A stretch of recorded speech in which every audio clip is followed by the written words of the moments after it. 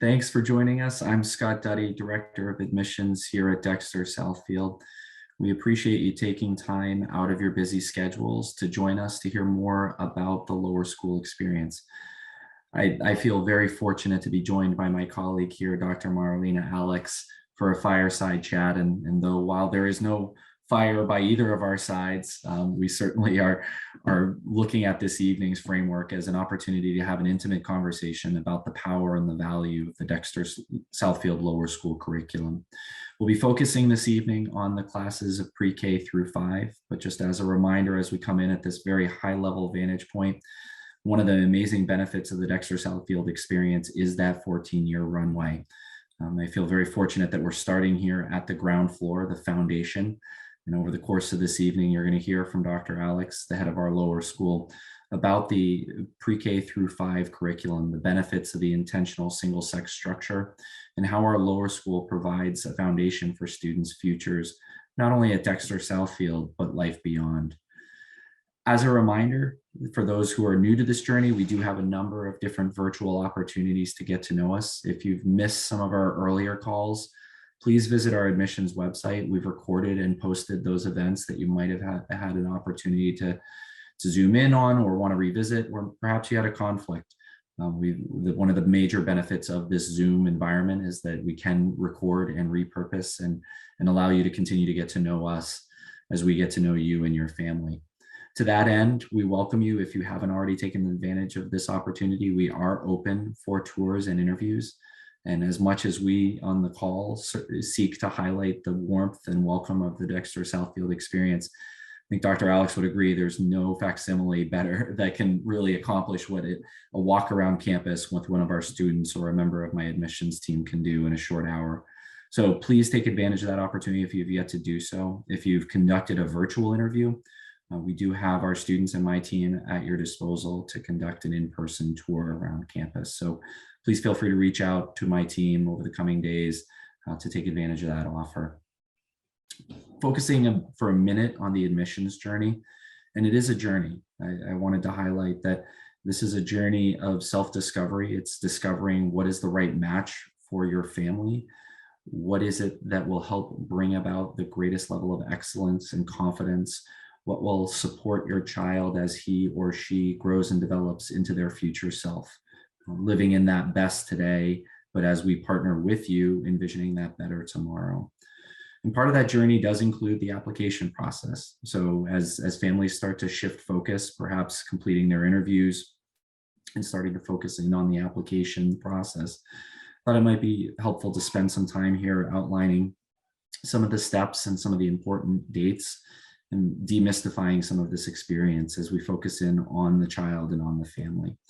So we do lead with that parent or guardian tour and interview. It's an opportunity for you to really continue to individualize the experience, to engage with members of my team as you get to know the school and ask personalized questions, but also for us to get to know your child through your lens and your perspective, your hopes, your dreams, your aspirations. And yes, we're parents as well, some of the challenges that you're undertaking on a daily basis.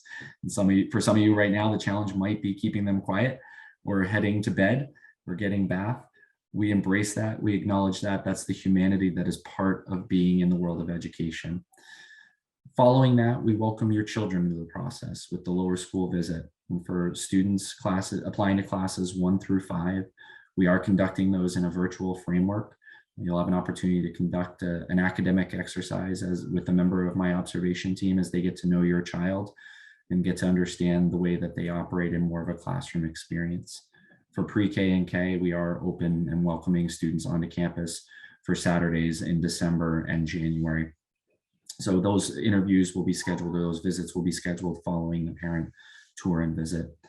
And then the paper component, or I guess no longer paper, now digital component of the application and the parent statement, where you get to sit down and brag about your child, to maybe have a quiet dinner with that significant other as you reflect upon where you see them going, what are some of their accomplishments, what are some questions, and our application questions are really designed to help you continue to reflect on that partnership with Dexter Southfield. And as we fast forward through some of that supporting material that is outside your control, with teacher recommendations, current grades, and supplemental recommendations. We fast forward to that January 15th deadline, so that we are asking families to submit by January, because there is a very human process at the end of all of this. My team will spend a perhaps unhealthy amount of hours reading, digesting, discussing every little detail that is brought to bear in these files. So we greatly appreciate the time and energy that you put into the application process. And certainly, though it is unseen, please know that we return that favor as we reflect upon all of that you're sharing with us. And lastly, as you think about the decisions that will be rendered, we will release decisions on March 10th. Decisions will be released via the Ravenna portal. So as you check the status of your application process, please know that that is the portal that will be releasing decisions through on March 10th. If any of this raises questions along the way, again, please reach out, call us. We're happy to help you along the way and answer any questions that you might have. Framing out this evening's call, again, as I've mentioned, the lower school is about developing a foundational experience. It's about centering on children, meeting them where they are, and uncovering that excellence that lies within, and sometimes the excellence that they don't even know that they have within them. It's about exposing them to new opportunities and new challenges. It's partnering with them as they envision their future self, but live in that sometimes messy state of the here and now. I can think of no other person that would be best positioned to lead this division, the first half of the Dexter Southfield career, than Dr. Alex. I've had the pleasure of working with her over the last 3 years, and I look forward to sharing your questions with her this evening. So Dr. Alex, with that, I'm going to throw myself on mute and allow you to take the stage. Thank you for joining us. Well, thank you, Scott. Thank you all for coming to visit us virtually. As Scott said, we recognize that it's a busy time of year, a busy time of day, and we really appreciate your interest and whatever juggling you had to do to get here tonight. So thank you for joining us. We hope that we will make it worthwhile for you. And as Scott said, please come visit us. There is a great joy in seeing adults other than those we see every day, in our hallways, on campus, visiting, seeing our children in action. So if you can, please definitely come visit. I would like to welcome you all. Good evening. We are delighted to welcome you to Dexter Southfield and to this virtual discussion. And we look forward to sharing with you the incredible opportunities of our pre-K through 12 community. There's so much I want to share about the people and the spaces on campus and everything about this wonderful school and everything that makes it so dynamic and so geared to children and so vibrant for their learning. So I think, there's no better way for me to demonstrate all the different things that are happening than to give you a snapshot of this is a very short week of the last, let's say week of things that I've observed just being on campus and being with our children. The experience at Dexter Southfield starts from the second the children leave you in the morning. And so from the second they leave you, they are in the care of our faculty or staff. And everyone on campus is aligned to make sure that today is better than yesterday and that tomorrow is better than today, our motto of best today, better tomorrow. So the day begins for most of our students on one of our, I think there are still 17 bus routes that fan out across Greater Boston, from Hopkinton to Boston to South Shore, and every bus is monitored by a faculty or staff member so that when a child gets onto a bus, there's someone from campus who greets them. And the reason I love this is that from that first point of contact in the morning, there is someone who says, "Hey, I'm really happy to see you." And that is so important for children and for their development. They are seen and they are and whatever, see and be seen. It's also the bus itself is sort of this multi-aged, sort of generational community, family. The big kids, the high school students are role models for the younger students. The middle schoolers are also, so even our second graders are role models for the pre-K. And so there's that opportunity on that bus for the children to all get to know one another. And I just find that just such an important part of who we are. There's also within that a really strong parent community, because you're at the bus stop in the morning and you're at the bus stop in the afternoon. And I know in some bus stops, there's a restaurant nearby and people will maybe gather there a little bit early before they pick the children up. And so I just think that parent community also adds to the strength of our community.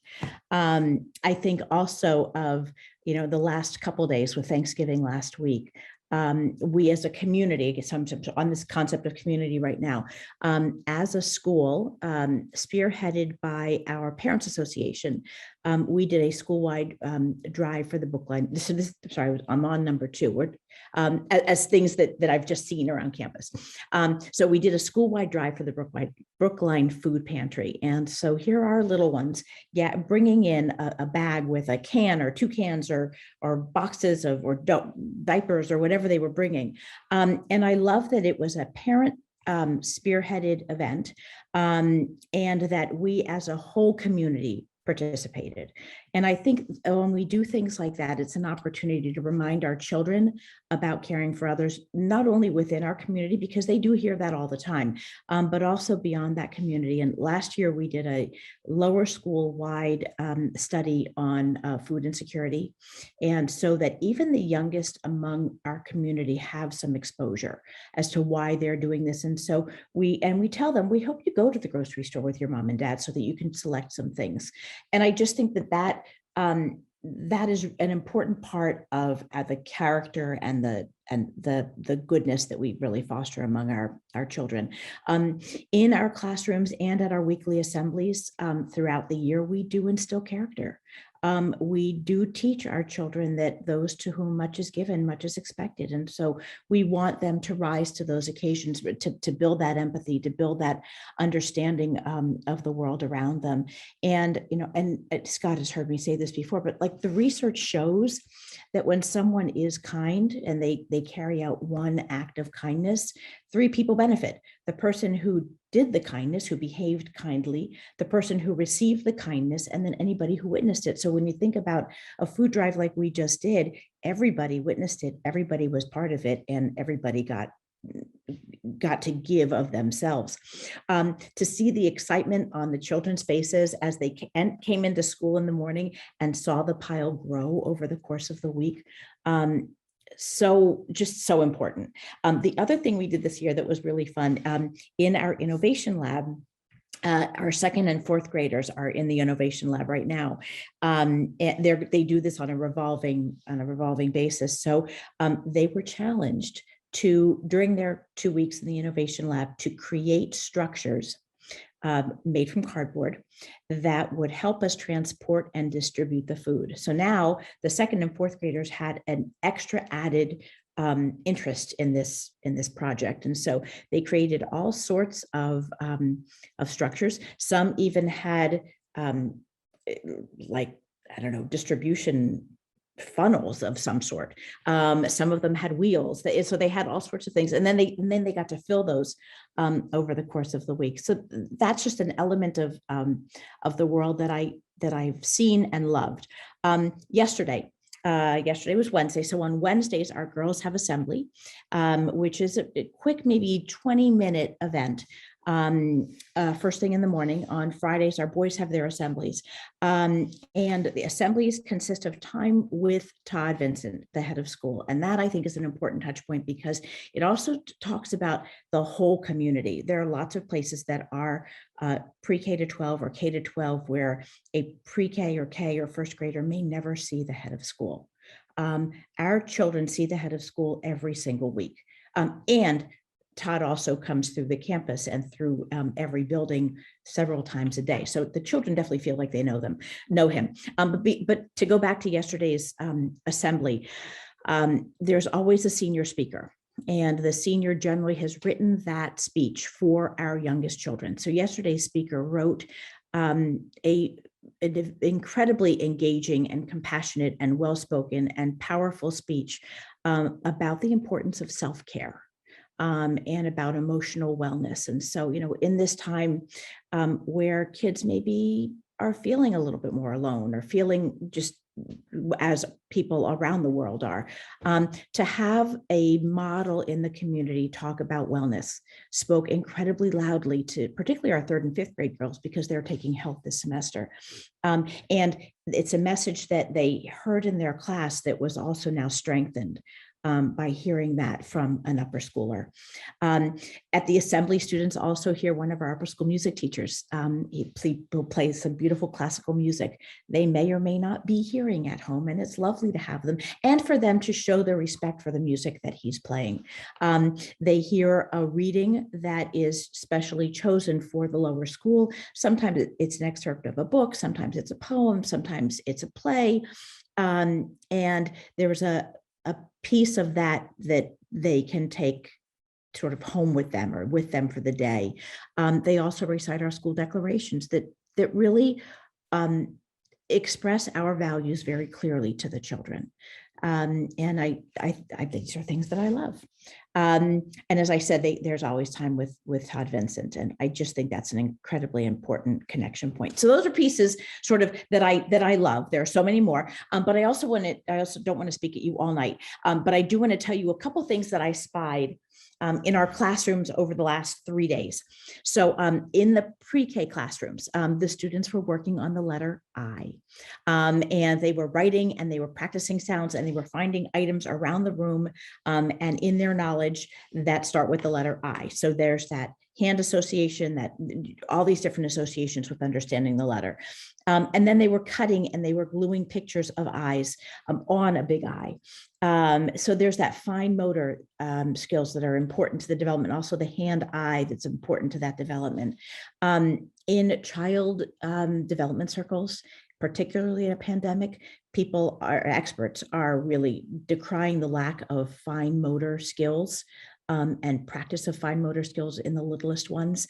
And because we were open all year last year, and obviously we're open all year this year, and most of the year before, the only time we closed was really in the spring, and we had full days virtually. Our children have been practicing those skills. They have been working on them at home when they were home, but certainly in the classroom every day. And so we're building those skills, we're building those muscles, and we're keeping that stuff fresh. In our kindergarten, they're doing these center groups today. So while some children were building their number sense and writing their numbers and representing their numbers with in number families and using manipulatives, others were practicing reading graphs. And sharing what they understood from graphs. Others were working again back on that manual dexterity where they were making a forest of evergreens, cutting, pasting, gluing, ripping pieces of paper to make in the shape of an evergreen. On the girls' side, they were making dreidels. So there was lots of winter celebration and fun. In science class in first grade, they are into dinosaurs right now. And so they're studying different types of dinosaurs and what you can tell about the neck and how that works. And next week, they're going to be visiting the dino exhibit at Faneuil Hall. They don't know that yet. And I know that when they do find out, they're going to be really excited. In second grade, I happen to be second grade, that was in Spanish class. Our Spanish class is taught in immersion. Students from pre-K through 5th grade take Spanish. This is year 3 of our Spanish program. And so what has been really fun from the adult perspective is to watch this program grow, where year 1, they were all essentially learning the same things. Year 2, you could see the older kids learning a little bit more quickly, a little bit more deeply, a little bit more. Year 3, our 4th and 5th graders, 3rd, 4th, 5th graders even, have a really good solid knowledge of Spanish already, and it's only December. So they're speaking in sentences. They have Paco, the Spanish speaking parrot, helping them learn. There's another character in it whose name I just can't remember right now. And the second graders are studying continents and continent connections. And so now what they're doing in their classroom is carrying over to their Spanish class. In music, they are practicing songs for our holiday celebration in 2 weeks. And there is a wide variety of songs that the children are practicing and learning. I can't remember what grade it was now, who was doing language arts centers. I think it was first grade, where there are some children who are reading, some who are working on the computer on their letters. They're doing grammar, they're doing vocabulary. Again, all these elements of learning. Third grade is reading the Andrew Clements book, Frindle. And for any of you who have children around that age, it is a terrific book that really is about child empowerment as well. And in this class, they were talking about the characters and the development of the action in the characters, because we met the boy, Nick, and then we met the teacher, Mrs. Granger, we were just at the book, and I had this vision of the teacher as she put the book and she opened it and said, so we're just about midway, like this is where something needs to happen, because you've met the characters, and the boys were, I happened to be in a boys classroom, just thrilled at the idea that something was going to happen between this boy and this teacher. So just, a fun thing to see. In fourth grade, in one classroom, they're studying the states and the capitals, and the students were playing states bingo. And they used cards that were created by their teacher using pennies as markers and practicing the states and the capitals. And so they've studied it. Now they're practicing it, they're applying it, they're learning it. In one of the girls' classrooms I was in, they were working on some word problems, and they were applying what they know about multiplication, division, and the opposite properties of the two. In fifth grade, they just started the Bridge of Terabithia, and it's a wonderful coming of age novel that goes into issues of friendship and loyalty and growth and transformation. So kids love that age. They also, the fifth graders all have their ancient Greece projects open, where they made newspapers from ancient Greece times. They called them all sorts of things, and wrote stories like it was a real newspaper. So it was really fun to read those. So those are the sorts of things that are happening really all day in the classrooms. So that's the base of what I'd like to share with you. But as I also would love to say that as you're thinking about Dexter Southfield, some of the things that I'd love for you to take away from the night is that we believe and we take really seriously the foundational element of primary school. We take it very seriously. We're very purposeful about it. And I think, unlike many schools, we subscribe to a strong traditional curriculum. That means that we are purposeful in teaching students to read. We believe in math facts. We believe in students learning the basics, because they can't run before they walk. And so we're teaching that walking. And we're also teaching them those first steps of running, and then they go to middle school where they can run. And then they can go to high school where they're whatever the next step of running is, competing in running. But anyway, so that, there's a very purposeful scope and sequence to what we do. We do believe that boys and girls learn differently. And certainly there is a lot of research to bear that out, from the idea that, the research that has been done, like boys need the teachers to be a little bit louder. Whereas so a boy and a girl will hear the same thing. The boy will not hear it if it's spoken in a normal way. The girls will think, why are you yelling at me? So, to have those classrooms where you have boys and girls learning separately, you can stand in the classroom and hear the volume. Boys also do well with, greater gross motor, more pictures, more graphics, more active. And while girls also do enjoy that, they like to work together. They like to talk things out. And it's, there's that happening in both classrooms, but it's done in ways that really allow children to learn best. And when you are on campus, because I'm hoping that you will come, we'll have you stand outside, like in the kindergarten and first grade classrooms. The boys are on one side and the girls are on the other. You can stand in the middle and you can just watch it. In third, fourth, and fifth, it's down the hall, but you can stand between the two areas of classrooms, and you can see it as well. So we do believe very, very strongly in that. I think, on any given day that you come to visit, you will find students and teachers who are engaged in active and fun learning, looking for ways to best meet the children where they are. And Scott and I have had this discussion lots of times, that I believe that, and we believe that about 80% of the curriculum walks in the door each day. And so when you are a school like Dexter Southfield, you meet the children where they are. So there will be some who need things to go a little bit more quickly, some who need things to go a little bit more slowly, some who needs things more hands-on. And when you have small classes, you can do that. When you have a faculty, we have an incredibly experienced faculty. who are committed and have been at Dexter Southfield for many years. And we have new faculty members who are bringing in new ideas as well. But when you do that, you can actually meet those children's needs. I was actually telling Scott just before this call that in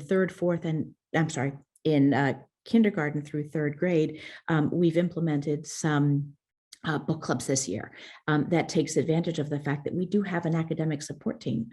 We do have teachers who are focused on how children learn. And so there are 3 or 4 reading groups in each class, and each one of those groups has an adult facilitating. That is one of the gifts of an education like ours, to have that many children, that many teachers focused on the children.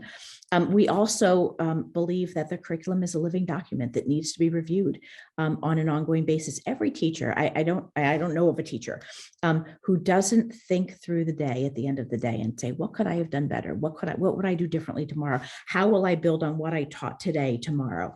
And so then on a big picture, we as a faculty do that, where we review what we teach, not because we're changing the world of what we teach, but we're tweaking things, again, to meet the needs of the children. As we move forward, this is, as Scott mentioned, my 3rd year at Dexter Southfield. We are committed to maintaining the traditional curriculum that we're well known for. And we are committed also to infusing it when and where appropriate, with opportunities for collaboration, interdisciplinary, and that has been a fun thing over the last 3 years, as teachers have done even more collaboration, where they've built on what's happening either in a specialist classroom or in a homeroom classroom. One of the questions, I'm sorry, I'm trying to go from the notes that were sent, from the questions that came in, but our children, in addition to their classroom time, have specials, and I'm going to miss some, I'm sure, but they have art, they have music, they have computers, they have woodworking, they have STEM, they have Spanish, they have science. I'm sure I have missed a few. And sports. And so in every day and in every week, the children have opportunities in and out of the classroom, and different modes of learning.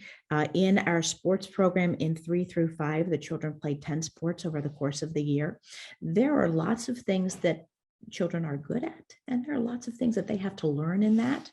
And I think that there's opportunity for growth in our best athletes and in our children who are non-athletic. So somebody may be a great ice hockey player who really prefers frozen water than being in a pool. And so I think I love those opportunities for growth and those opportunities for collaboration among the kids. So that is the specials. I'm just going to take one quick peek, Scott, if that's okay, of what other things. So the other question was a type of student who thrives at Dexter Southfield. And I love this question because this is that portrait of a graduate question. I think the children who thrive at Dexter Southfield are those who take their learning by the horns, who are interested in what's going on in the classroom, who are asking questions, who are curious, who also are focused and who want to learn and like the form and structure of learning as well, but also are looking for those ways to make those connections. And that's where it goes for that bull by the horn. Like, I want to get in there and I want to do it. Give me the hardest thing I can do, and also give me some things where I'm going to be successful. So I think those are and children who like to be outdoors, who like to be challenged, who enjoy their friendships and the time to be with friends. So I think those are children who are super successful. Another question is the transition of new students. We are a very stable community, and we do have new students every year in many of our grades. And so at the first couple weeks of school are generally time for transition.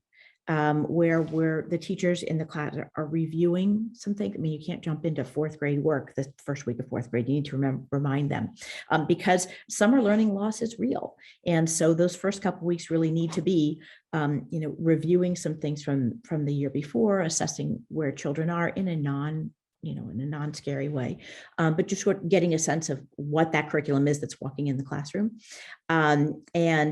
We do encourage during the summer, every new family has a buddy family. So there's always someone who your child will know coming into class, somebody who you as parents will know coming into the school who will guide you. Our teachers are available during the summer. Chad Thompson, who's the assistant head of lower school, and I are available all summer. So there are also those elements. I was going to say also, many students will also do our summer camp because that's a great way to be on campus beforehand. We do have some summer homework and we do have some summer reading for the older children. I think that helps them also transition in. And we do encourage, and we're back to being able to encourage play dates to spend time with classmates, because I think that's really the best way to become part of the school. I think I have hit all of everything that was asked of me on the pre-question, Scott. Now I'll just leave it. I'll go back to you. Thank you, Marlena. Really appreciate it. And as I see people are starting to take advantage, this is meant to be a fireside chat. So if you look down at the bottom of your screen, there is the question and answer button. I will continue to moderate questions to Dr. Alex here, and obviously being respectful and mindful of all of our time as we near the 8 o'clock hour, as questions continue to funnel out. I will start to close down the evening. One of the questions, Dr. Alex, that we often get in admissions, and I think this came in a couple different frameworks, was the focus on homework and talking about that balance. And I also heard you touch upon the partnership and the communication, and parents often wonder, how will they gain visibility into the progress of their child, particularly as grades start to come online. So maybe if you could talk a little bit about homework and then dovetail into the relationship between the school and parent and appropriate channels of communication or active lines of communication that we leverage on a weekly basis.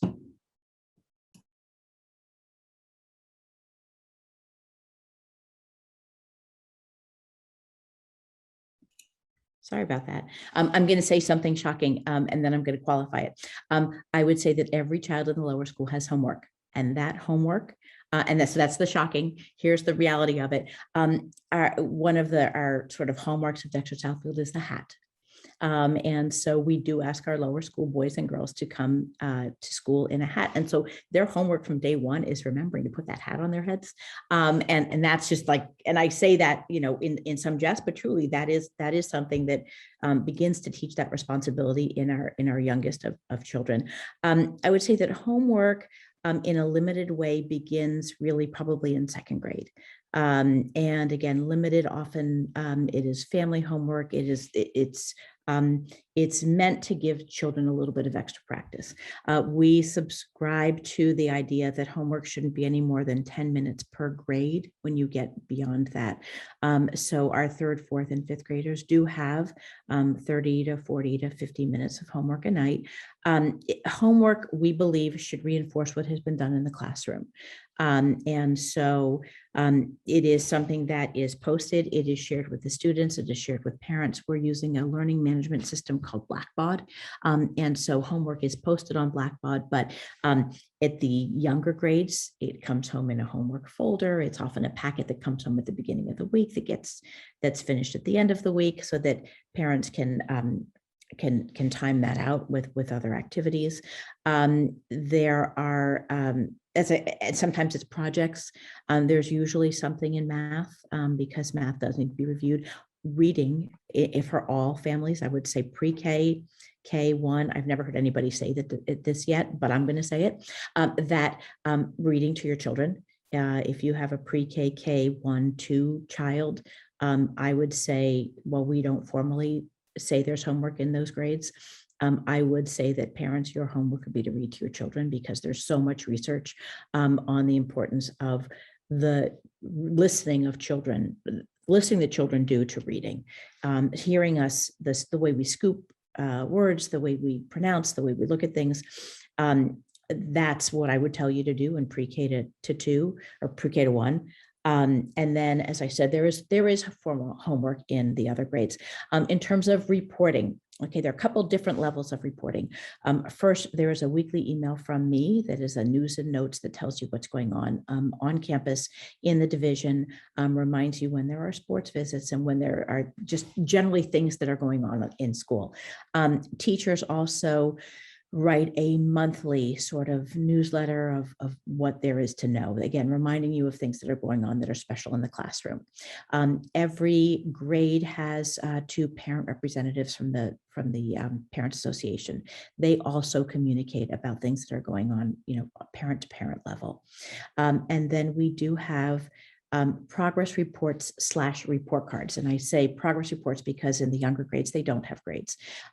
Pre-K, K1 and 2, the students receive sort of general swaths, but general, they're either excelling, they're meeting the expectations, they're approaching the expectations.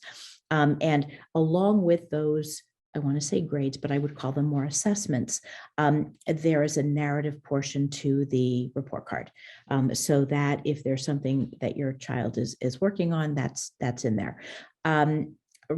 Pre-K, K, and 1 receive report cards twice a year, in January and in June. 2 through 5 receive report cards 4 times a year, so there are 4 marking periods. Beginning in 3rd grade, there are letter grades, again, with the narrative that accompanies them. And I think that is, that's a good point for some grades. And it's also the first time that children really feel assessed. And so we spend a lot of time on the social and emotional support of that for parents. Because students sometimes are like, okay, great, that's my grade, it's all good. But there is, that support and explaining. Beyond that, so those are sort of the formal. Teachers are answering email every day. They reach out if there's an issue. They contact you if there's anything they think you need to know. If you have any questions, I would say don't ever worry alone. Always reach out to the teacher for anything that you want. And our hope is always that you will receive a return the same business day or certainly within 24 hours. And so I would say those lines of communication are very open. And my door and Chad's door are always, and our phone lines, I often tease, like, whatever, even if it's carrier pigeon, reach out to us, because that's what we're there for. And so I would say that we have very open lines of communication. We don't function like a big school. We function like 3 small divisions within a small school, even though we do have almost 1,000 students. But we know our students, we know our parents, we see one another throughout the year. So we are very much a small community. And so I would say the communication is very fluid. And Dr. Ellis, you've touched upon reading, and one of the questions that's coming in live here is talking about those reading levels or any academic leveling, for example. And knowing that we embrace a growth versus fixed mindset, how aware are students of where they are in that continuum? And, how do we support children knowing that one day doesn't predicate the rest of their life, and nor does 1 year lock them into a track for the remainder of their academic career for us? Sorry, you're on mute again, Dr. Alex. Sorry about that. I keep muting myself when you're speaking. I will not do that anymore. So I think that the reading groups are sort of fluid, where there are students who will move within those levels. I don't believe that it is obvious to students at all where they are, because it changes by book, it changes by what they're doing with the novels. So there are students who will go for academic support.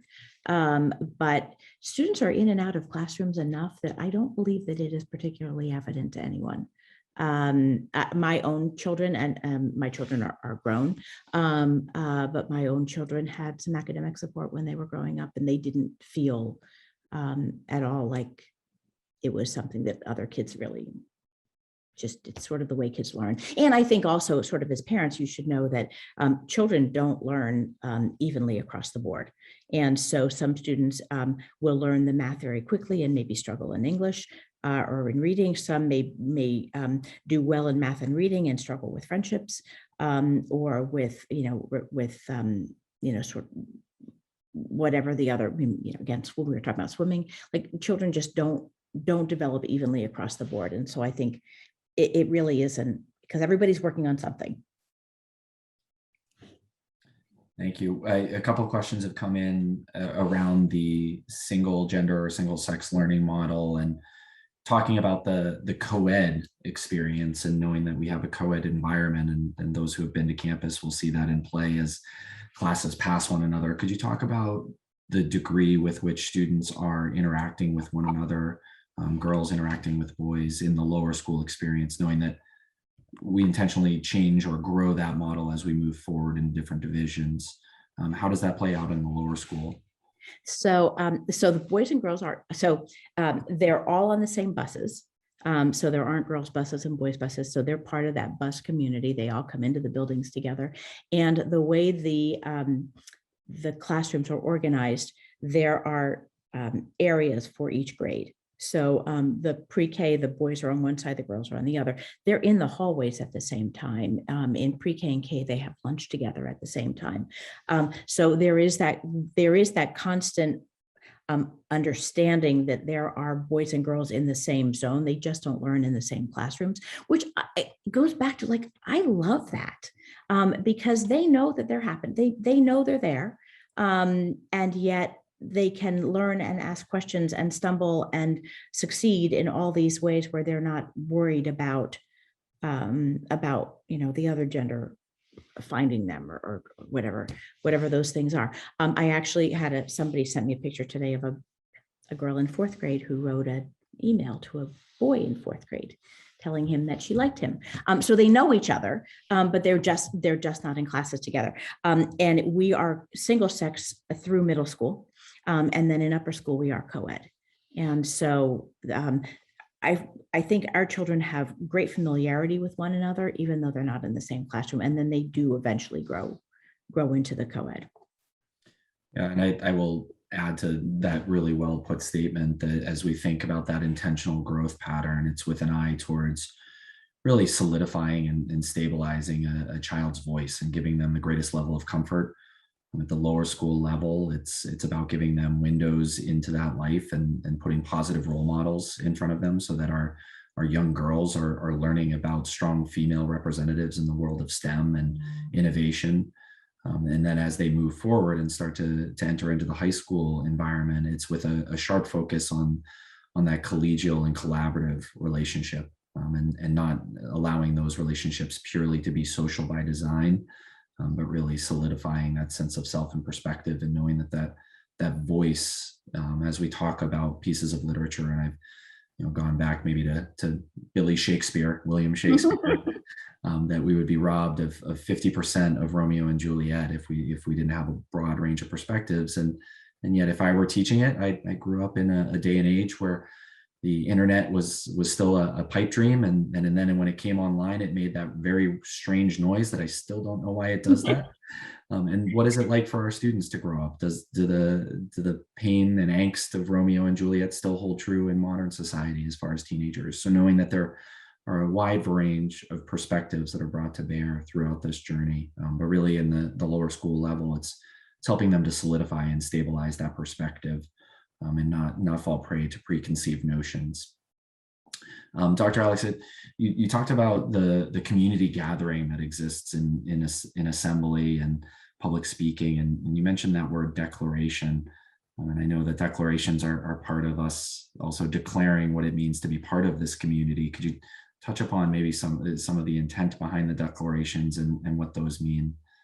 Yes, absolutely. And actually, I am pulling up the words of the declarations right now as we speak, because they are powerful.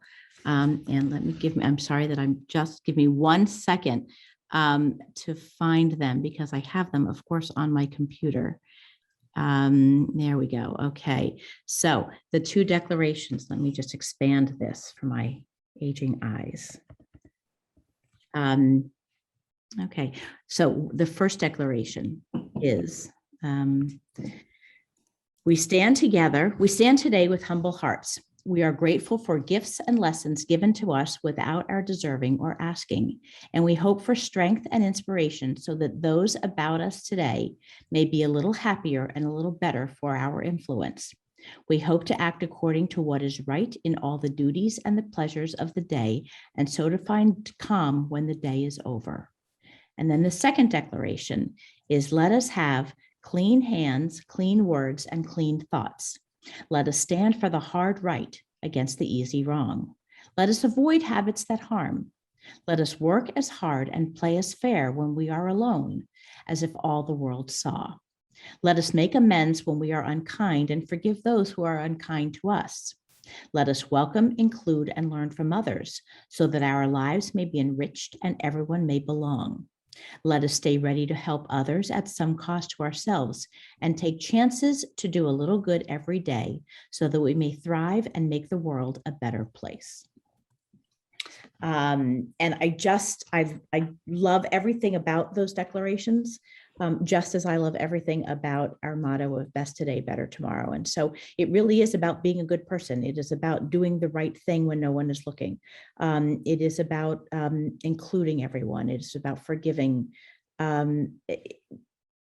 Gosh, if we could all live by those declarations, what a wonderful world it would be. I will also say that we have revamped our health curriculum this year, and as part of health in 3, 4, 5. So it's health. Students have health and wellness across the board, from pre-K through 5th grade, and in the younger grades, pre-K to 2. It's a literacy-based program where they're reading books about characters and they're discussing the characters. And again, those values. In 3, 4, and 5, we have taken the health curriculum and said there is physical health, there is emotional health, and then there is character and friendship health. And so we have teamed, not the right word. The nurses are teaching the physical health element of the courses. The counseling staff is teaching the emotional health element of the courses.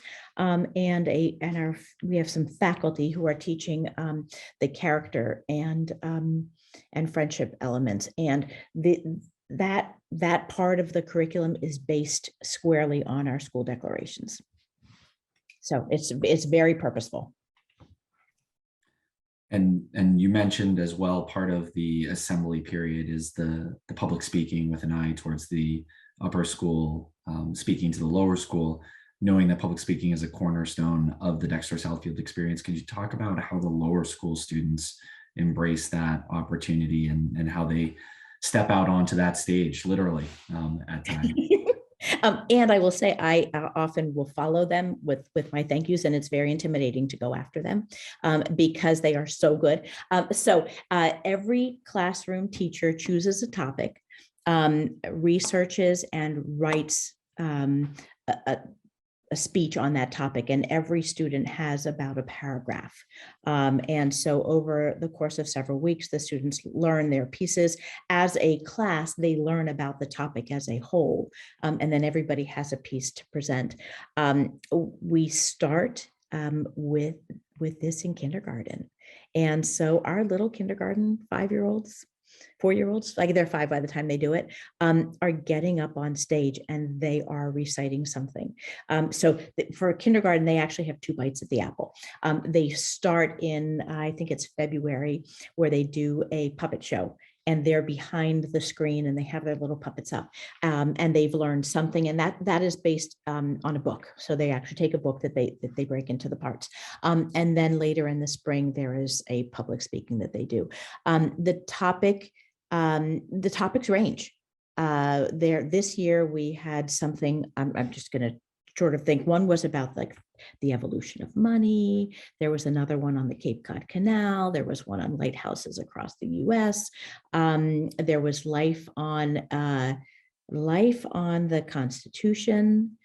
Gosh, I can't remember. There's one about Spartacus coming up. So it's really the topics range. The children absolutely love it. And it's what a skill for children to have at such a young age. So they're up there on the stage before they even know they should be nervous. And they're up there and they do it and they feel successful. They are supporting each other as a class. And so they'll practice with one another. They practice with you at home. They practice with the various adults around campus.